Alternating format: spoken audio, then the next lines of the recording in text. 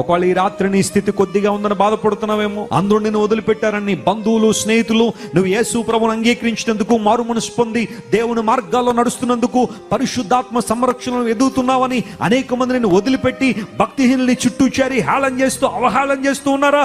Wait upon God. దేవుని సన్నిధిలో కనిపెట్టు దేవుని బిడ్డ. దేవుడు ఒక రోజు నిన్ను హెచ్చించబోతున్నాడు.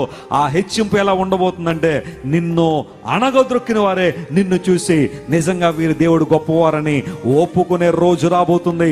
నమ్మిన వారు దేవుని నామమున స్తోత్రం చెప్పండి. హల్లెలూయా. యోసేపు జీవితంలో జరిగింది అదే. ఏ భక్తుడినైనా మీరు తీసుకోండి, భక్తిహీనుల చేతుల్లోంచి దేవుడు వారిని విడిపించి తన ఉద్దేశాలు వారి పట్ల నెరవేర్చాడు. ఈ రోజు నువ్వు ఎదుర్కొంటున్న ఆ చీకటి సమయం, ఈ రోజు నువ్వు ఎదుర్కొంటున్న బాధ, ఆ కష్టం శాశ్వతంగా ఉండేది కాదు. It's just a season.